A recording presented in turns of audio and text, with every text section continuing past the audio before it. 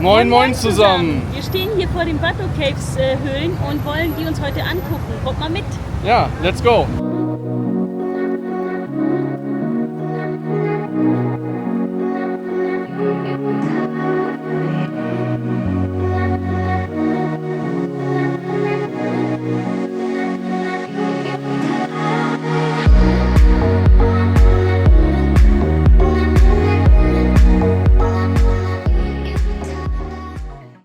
Die Batu-Höhlen befinden sich 13 Kilometer nördlich von Kuala Lumpur in Malaysia. Man braucht ungefähr von den Petronas Towers mit dem Taxi ca. 30 Minuten. Ungefähr dieselbe Zeit, wenn man mit der Metro fährt. Batu Caves ist nämlich eine eigene Metrostation hier auch. Und ja, es ist nicht nur eine Touristenattraktion, also es ist sehr viel los, sondern der eigentliche Grund ist, dass es ein großes religiöses hinduistisches Zentrum ist. Dazu erklären wir aber gleich noch ein bisschen mehr. Das Ganze besteht aus mehreren Höhlen und Höhlenkammern, die sich in einem 400 Millionen Jahre alten Kalksteinmassiv befinden. Insbesondere bei den tamilischen Hinduisten ist dieser Ort sehr beliebt, denn hinter uns sieht man nämlich eine sehr große Statue, 42,6 Meter groß, mit Gold beschmückt, wurde 2006 eingeweiht und stellt den Hindu-Gott Murugan dar. Oder auch Skanda, wie er in Sanskrit genannt wird. Der Hindu-Mythologie zufolge soll Skanda oder Murugan der Sohn von Shiva sein und hat dementsprechend einen hohen Stellenwert bei den Tamilen. 2006 eingeweiht, es sieht sehr imposant aus und ist ein toller Blickfang. Hier sind jede Menge Makakenaffen unterwegs, man muss echt auf seine Taschen aufpassen. Auf jeden Fall.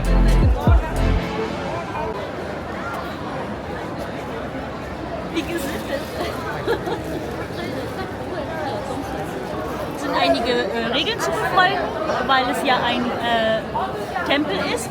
Sprich, man darf hier nicht rumspucken, keine kurzen Kleider tragen, nicht rennen, nicht rauchen, keine Badesachen tragen und es dürfen auch keine Haustiere, also Hunde, mit reingebracht werden.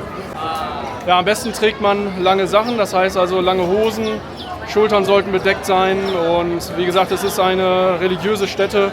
Und es hat ja auch immer etwas mit Respekt zu tun, dass man die Kultur achtet und eben auch respektiert.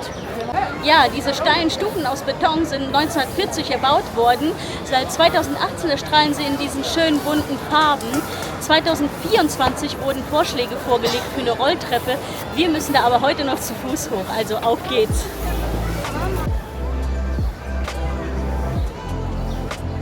So, wie fühlen Sie sich auf der Hälfte? Kreislauf noch alles gut? Alles im grünen Bereich. Super, dann kann es ja weitergehen. Also.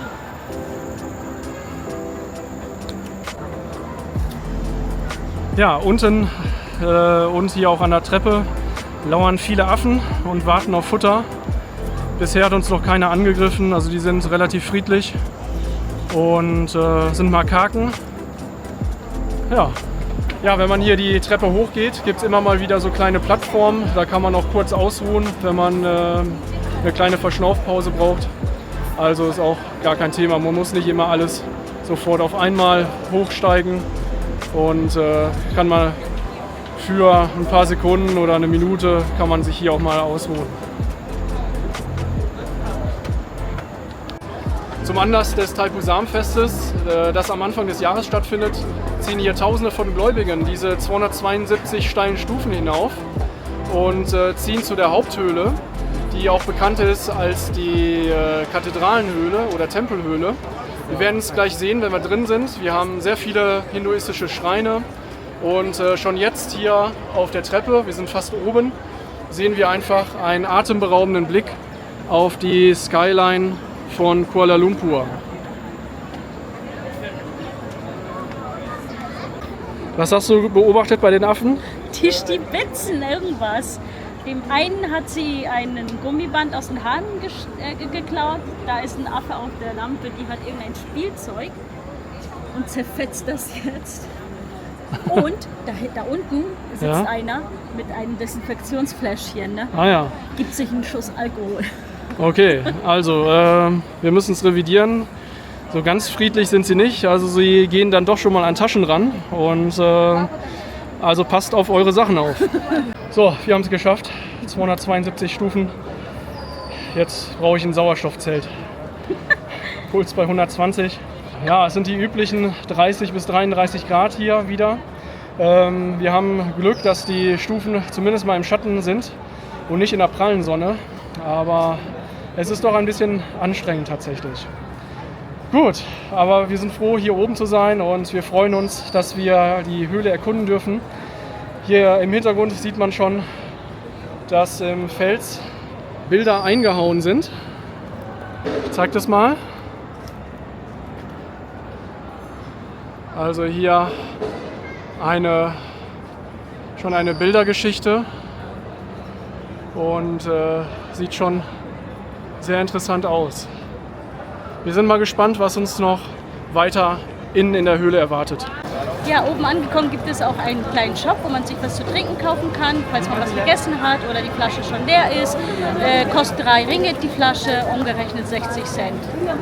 Annehmbarer Preis. Ja, kurz vor Eingang des Tempels bzw. der Höhle hat man auch noch die Möglichkeit, Opfergaben zu kaufen. Da gibt es hier einen kleinen Stand. Also wer das möchte, kann das hier tun. So, wir sind jetzt in der Höhle drin. Und hinten hat man schon einen tollen Ausblick.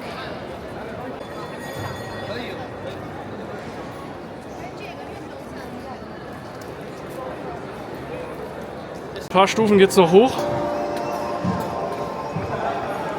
Das ist natürlich jetzt ein Klacks.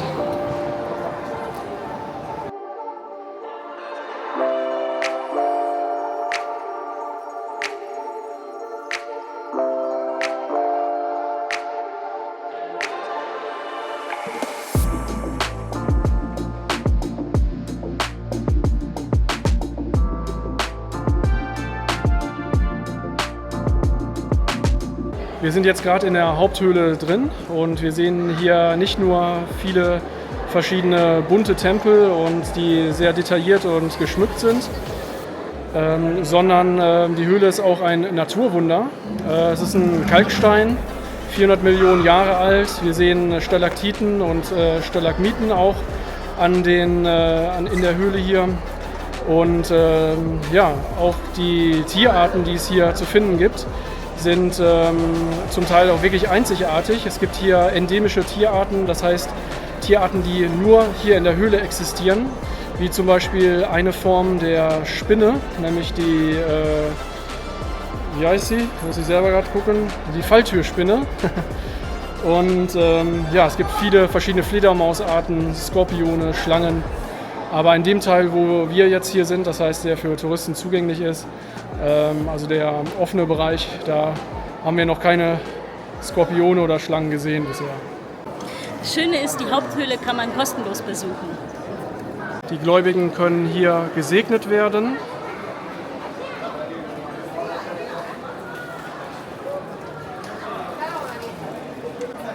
Hier oben leben auch ein paar Tauben und Affen in Harmonie. Hier ist der Haupttempel. Wichtig ist, wenn man das Tempelareal betritt, dass man die Schuhe auszieht. Also die Schuhe werden da vorne hingestellt. Und ja, jetzt kann man den Tempel betreten. Eine Wahnsinnstür. Also sehr, sehr imposant.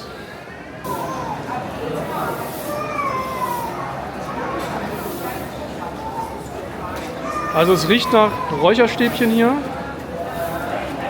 Also es ist ein starker Geruch von Räucherstäbchen. So, hier ist noch ein Schrein.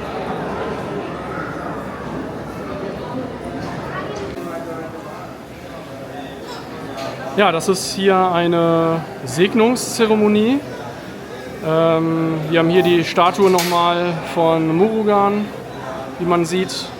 Und ja, man kann hier von den Priestern den Segen empfangen. Dazu muss man einen kleinen Obolus entrichten, vorne an dem Ticketshop, und dann kann man gesegnet werden. Ja, wir haben ja schon mal erwähnt, dass die Batu-Höhlen für die Tamilen ein sehr wichtiger Ort sind, ein sehr religiöser Ort. Die Tamilen, das ist eine Bevölkerungsgruppe, die ungefähr 7% hier von der Gesamtbevölkerung in Malaysia ausmacht. Der Ursprung ist in Südindien, genauer gesagt im indischen Bundesstaat Tamil Nadu. Und einmal im Jahr findet hier an den Batu Caves das sogenannte Thaipusam-Fest statt. Das ist erstmalig in dieser Höhle 1892 durchgeführt worden und hat seitdem hier auch Tradition. Ja, wir verlassen jetzt den Haupttempel wieder oben in der Höhle und jetzt geht es wieder die Stufen hinab, 272 Stufen wieder runter. Und wir genießen jetzt einmal noch kurz den Ausblick, bevor wir dann den Abstieg machen. So, wer Tauben mag, ist hier genau an der richtigen Adresse. Es gibt nämlich einige davon. Ja, hinter dem Schild Batu Caves befindet sich ein großer Platz. Also hier noch auf der unteren Ebene, bevor man die Stufen erklimmt zum Haupttempel. Und ja, hier gibt es so verschiedene Shops, auch viele Restaurants. Ja, indisches Essen, einmal hier aus Nord- und Südindien, rein vegetarisches Restaurant, es gibt Souvenirshops und ja, so verschiedene Geschäfte, wo man das eine oder andere kaufen kann. So, Cave Villa Entrance, mal gucken, ist es das Geld wert? Wir schauen mal, was es da so drin gibt. Wir gehen jetzt mal in die Cave Villa rein. Eintritt sind 10 Ringgit. Yeah. 2 person. Okay. Ah. Thank you. Thank you very much. Es gibt ein Armband. Und dann gucken wir uns das mal an hier. Oha. Tauben en masse.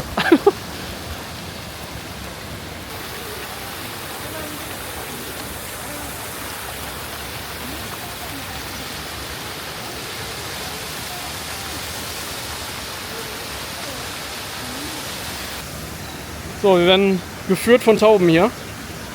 Dann zeig mal, wo es lang geht.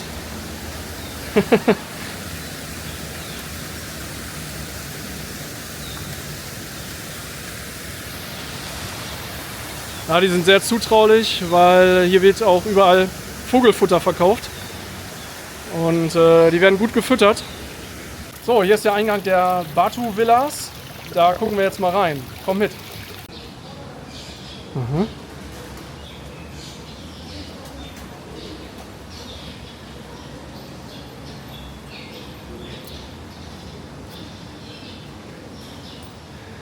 Hier stehen immer so verschiedene Nummern und so Verse. Ich weiß nicht, ist das ein Lied oder ist das ein Gedicht oder was ist das? Es gibt hier leider keine Erklärung.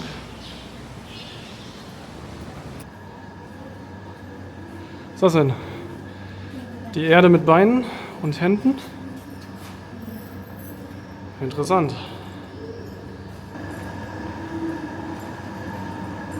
Ja, die Decke ist sehr schön bemalt.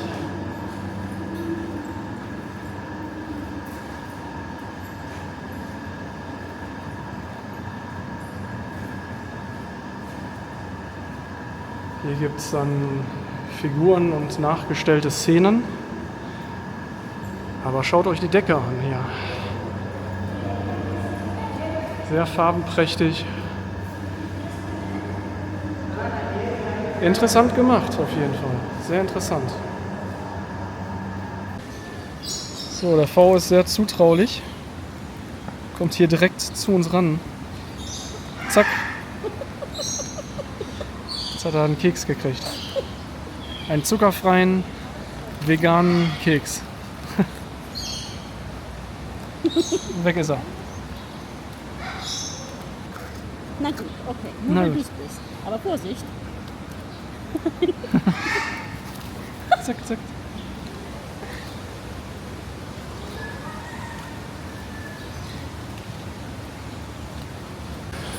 Bei den Batu Cave Villas gibt es jetzt gleich noch eine Theatervorstellung. Die gucken wir uns auch an. 2:30 Uhr geht es jetzt hier los. Und ja, wir schauen mal, was es so gibt.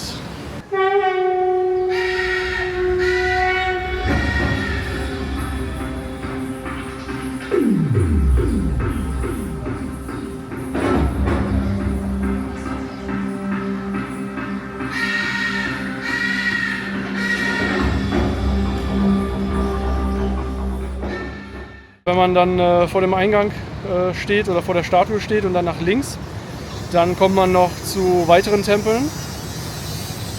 Einfach auch sehr beeindruckend vor der Felskulisse.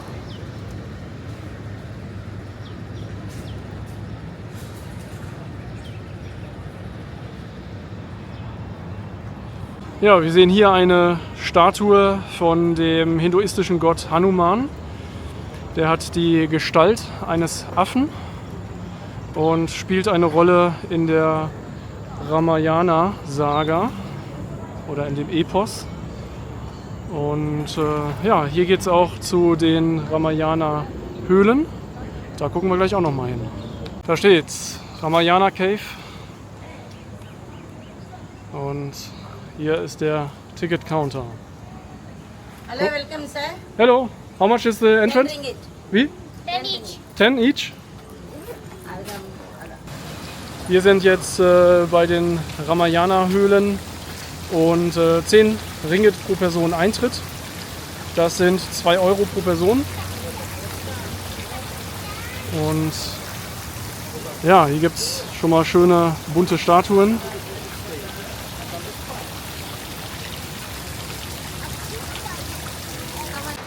Ja, wir sind jetzt hier in der Ramayana-Höhle. Sind viele Szenen des Ramayana-Epos nachgestellt. Das Gute ist, dass hier immer so kleine Tafeln dabei sind zu den Bildern. Und da steht dann so ein kleiner Informationstext drauf, aber wirklich nur so ein Satz, dass man zumindest mal weiß, worum es da genau geht. Ja, ansonsten muss man sich wahrscheinlich noch genauer einlesen. Das ist ja jetzt nicht mit ein paar Tafeln getan. Aber ist auf jeden Fall sehr nett und visuell ansprechend.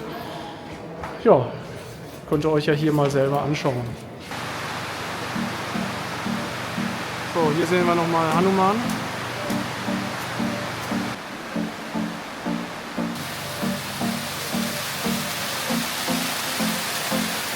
Hier gibt es einen sehr steilen Aufstieg in der Höhle. Ui.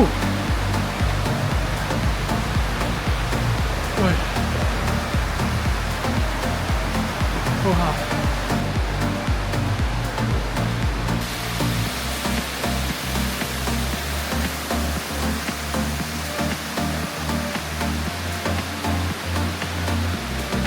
Ja, hier gibt es Matten zum Meditieren und auch kleine Meditationsbänke.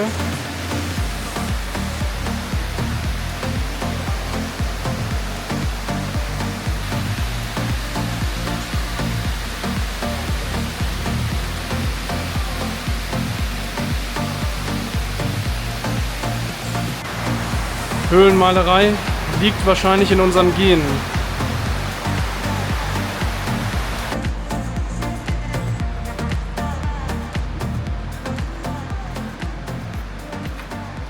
Ja, der Tempel hat leider nachmittags zu, kommen wir jetzt nicht rein. Ja, wir sehen, dass nachmittags etwas weniger los ist als vormittags. Wir waren heute so um 10:30 da, das war relativ voll.